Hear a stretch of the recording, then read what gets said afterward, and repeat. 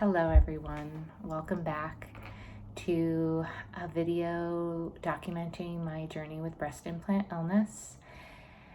I was going to make a recording next Friday because next Friday will mark 10 months post-explant. But I decided to make a video today because I'm so excited.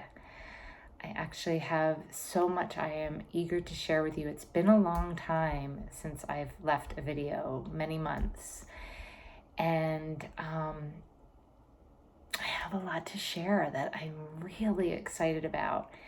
I had a wonderful morning and afternoon today. I woke up, I went and taught a corporate workshop on mindfulness and self-compassion to a beautiful company in Gilbert, Arizona called Thank Goodness. What a special opportunity it was. And thank you to M2 Wellbeing, Susan West, for giving me that opportunity. The work that you do providing mindfulness across the valley to corporations is just such a gift to our community. And I'm so honored to be a part of that. But that is on the side. So I had this wonderful morning doing what I love to do, and really left there appreciating just how well I've been feeling, how strong, how healthy, just appreciating my nervous system has been so calm, like so many things that I was planning to speak to you about next week. And then I came home, had some lunch, and I had my biannual neurology appointment with my wonderful MS neurologist. For any of you in the Arizona area, I have to share Dr. Barry Hendon is among the best. I've seen a lot of neurologists over the last 21 years, and I am so grateful to have him as my doctor, and he's just extraordinary. But so I went to that appointment, and it was the first time in the 21 plus years I've been living with MS. You know, you fill out this paperwork before you see him, and you write down any symptoms you've been struggling with. And it was the first time I didn't have to write anything down, like nothing. And the area where you have to write any medications, I was aware that I had very few left from what I used to have and what I used to take. And on my way into the building, I actually did think to myself, wow, this is the first neurology appointment I've been to where I don't feel like I have MS. So I go into the appointment and we're talking, and the last time I saw him was right after I had explanted. So I shared my journey, I shared what I had learned about breast implant illness, my decision and choice to remove them, and I said to him at that appointment, I don't know if these implants cause my MS, but in the event they have in any way contributed to any of the challenges I've had over the years, I'm glad they're out. And he said, I'm so glad you're saying it that way, because if you came in here and you said, I know these cause that, I'd have to say we don't actually know, because we don't know. There's no test for it yet. He said, but if they have contributed anyway, I'm glad they're out. And he did say, because I had also shared that I thought it was interesting that my very first onset of symptoms, which was a terrible case of optic neuritis in which I lost vision in my right eye, happened 3 months after I got implants. And he did say, I find it interesting as well. So now I've gone along about my life, and he's like, okay, so how are we doing? And I said, I'm great. And we had the exam and everything was great. And he was asking, you know, about things we would have been speaking about at previous appointments, and asking about my anxiety, asking about my fatigue, asking about the effects of exercise. And he actually asked me to stop, and he paused, and he brought in 2 doctors, residents. One was from California that the MS Society has sent to him to work with him for a month to learn from him. And the other, a gentleman who's working on the patient advocate end of his business. And he asked me just to give a summary of my journey from the onset to now, symptoms, and where I'm at now. And we had this amazing conversation because it was so exciting to hear myself say This is the first time I have felt this well in over 21 years.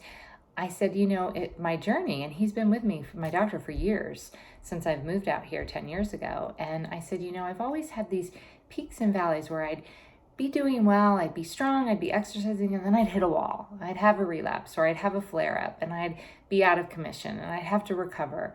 Anytime I traveled, I'd, have to prepare and take time before to rest up, time to recover after.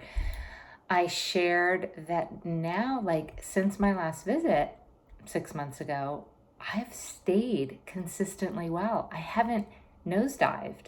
I haven't hit a wall. I've been exercising, and instead of continuously plummeting and getting back and building up, I've continued to just increase my strength and endurance. I have done, not much travel, but a little bit of travel, and I have felt fine. I haven't needed to recover. I go out at night. These are things that I would have to recover from. I'd go out to a dinner party, and I'd need a couple days to get my nervous system back on track. Not an issue. I used to take a medication that would help with anxiety and help me sleep. I'm not on that anymore, and I'm sleeping soundly, things that were an issue for over 10, 20 years. And it was so exciting. And then he asked me about my work. And so I was sharing about my corporate mindfulness work, and he asked me an example, and I told him about my workshop this morning in compassion. So then we veered off into that because he asked me to explain it to them. So I was explaining it, and then it was so beautiful because, again, what I heard myself sharing to these people was, he used me as an example because they're actually doing a lot of research in the MS field about people my age, 50 to 65. The issue of, do we need to be on disease modifying medication if we've been stable, in remission, no relapses? And so I'm right in that group. And I chose to go off my medication a while ago, and I've been remaining stable, and we're watching it. So we're talking about that. And so I said to the group, he was using me as this example, isn't it incredible to see a woman who's lived with it this long doing so well? And I said, well, I have to say, my health has always been like a full-time job to me since being diagnosed.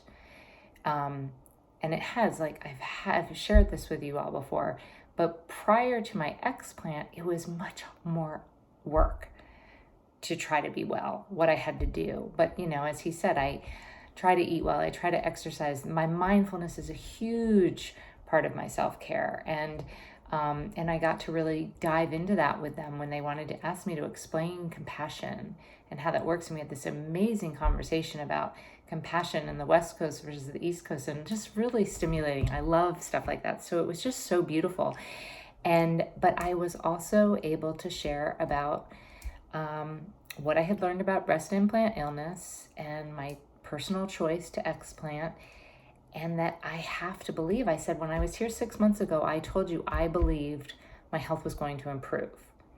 And I am not sitting here saying I believe my implants caused my MS. I don't know. I don't think anyone has that information to definitively say that. I know they don't. I know there are people out there that would, but I won't. But what I will say, and what I believe my body is communicating to me, is that when I had implants, my system, which is so sensitive, and it is, to medications, to everything, I just have a very sensitive nervous system. I'm an HSP, a highly sensitive person. Noise, everything stimulates my nervous system differently. So I believe I reacted to a foreign body that is made of largely toxic things in a very powerful way that really made my body on a daily basis struggle to be okay. And now that I've removed that, all I can share is that I feel like I'm experiencing balance on a cellular level within my system. I feel like my system is finally at peace, okay, we can relax. And it's allowing my body to heal different parts of it that have needed to be healed, and it's not 100%. I'm seeing my endocrinologist more now, actually, trying to tweak my thyroid medication because my numbers are not what they need to be. But interestingly, they are kind of haywire since my surgery.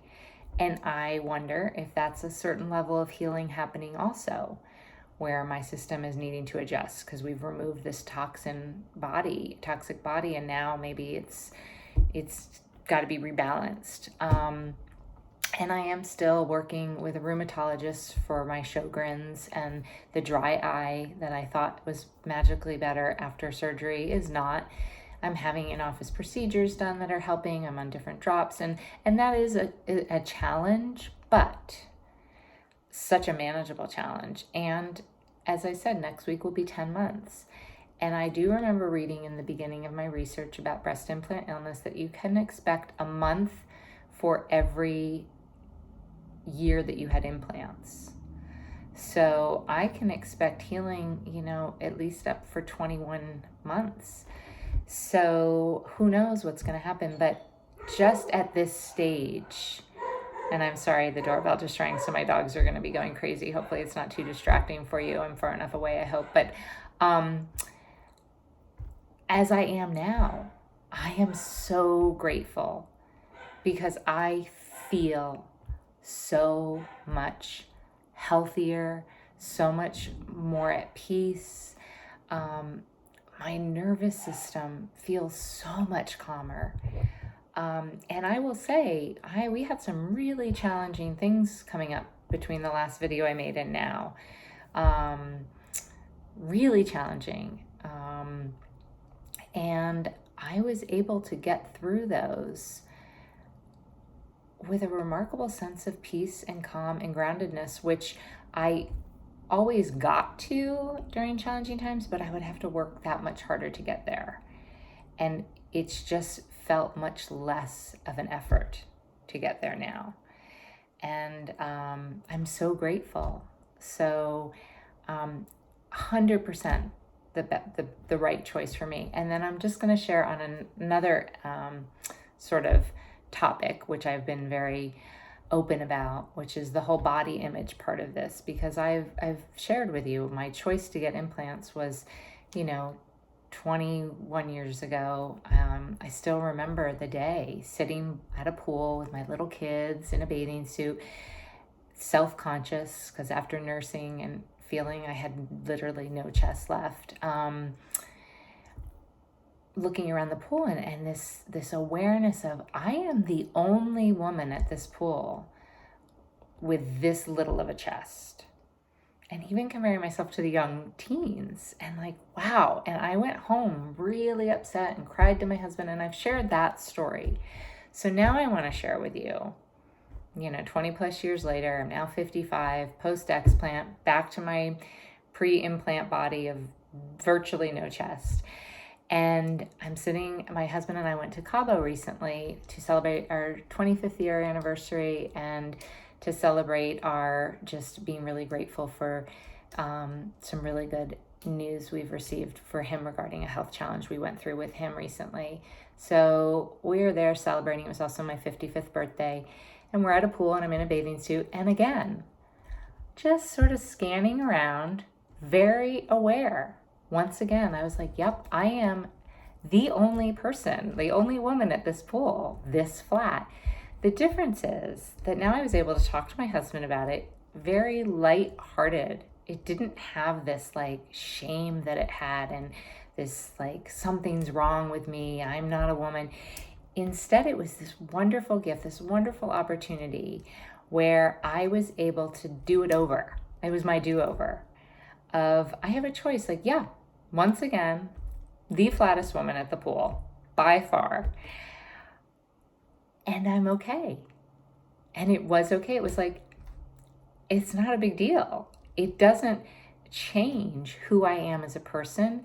I don't feel less attractive. I don't feel less of a woman. And we were able to kind of joke about it. He's like, well, there's someone pretty small. And I was like, yeah, you're being generous because her pretty small is way bigger than me. But I also just knew I had this confidence. My husband loves me. He loves my body. And I thought, wow, if I could have told my 30-year-old self all of this, if she could have felt that way. But she couldn't, and that's okay. And I had the journey, and I needed to have all the experiences. And I'm so grateful to be in this place now, to share my story now, even if it just touches one other person. So again, I just want to say, I'm not saying that no one should have implants. I just don't believe in that. There are people out there advocating, they're terrible, they cause everyone to be sick. I don't believe that, because I believe what makes one person sick doesn't make another. One person's system can reject something where another person's doesn't. Everybody has different immune systems, different genetic makeup. So, but what I will say is that I think a lot of people get implants hoping it will make them feel better about themselves. And I think for some it does. They feel better, they feel attractive, problem solved. For many, I think, like myself, the problem was never with the size of my chest. It was how I was feeling about myself, about a lot of things, not just the size of my chest. And so I didn't feel confident with a flat chest, and I did not feel confident with my implants. I have shared, I spent most of the years trying to hide them because I was like, this doesn't feel like me either. And so how exciting now, what I want to share is that I've done a lot of work on myself for my life, and had a lot of experience that have helped me, and a lot of amazing people in my life that have helped me to get to this place of just being comfortable with who I am as a human, as a woman, comfortable in my body as it is, imperfections, everything. And when I taught today about self-compassion, it was, can we just love ourselves, all of us, not just our qualities and our goodness, but also our imperfections, our flaws, our weaknesses, the whole of it, both and, not either or. And at 55 to finally be there feels so wonderful. And to walk on the beach in my bathing suit and really not care about, not even think about my chest. And just, yeah, it was that few seconds of, yep, smallest one at the pool. And so go have a great vacation. Enjoy the food, enjoy the beach. And it was wonderful. So that part of the journey I'm sharing, because I know people struggle with that. I've read enough of people's stories that they're struggling after with body image. And I just want to say that healing is possible in that area too, that you can learn to love your body however it looks. And so that's all I wanted to share. So exciting, positive, such great gratitude for all of it. And I'll probably be back when I'm at the 1 year mark. And then I will probably maybe be done with these videos, and who knows, start maybe making some more mindfulness videos. But I just want to thank all of you who have traveled this journey with me, supported me, loved me,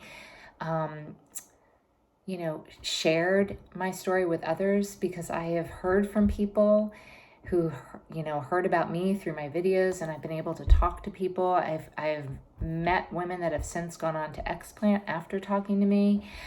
I've met women who have thought about explanting and decided not to, and felt comfortable sharing that decision with me. And it's been very rewarding for me as well. So thank you for all of it. And I just wish you all the best. Happy summer to everybody.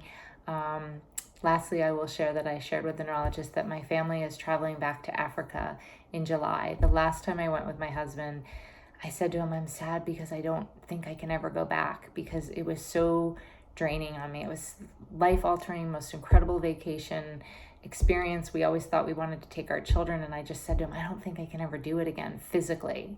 I was so tired. I was throwing up on the plane ride home, throwing up on the Uber home from the airport, like a full week to recover. And I just thought, I can't do it again. And I was able to say to my husband, I can do it. And we're going, and I am excited, and I feel fully able to go and embrace the journey. And so I'll share about that when I leave my next video. But for those of you that follow me on Facebook, I'll be posting pictures, so you can travel along with us via social media. And I just wish you all the very best. Be well.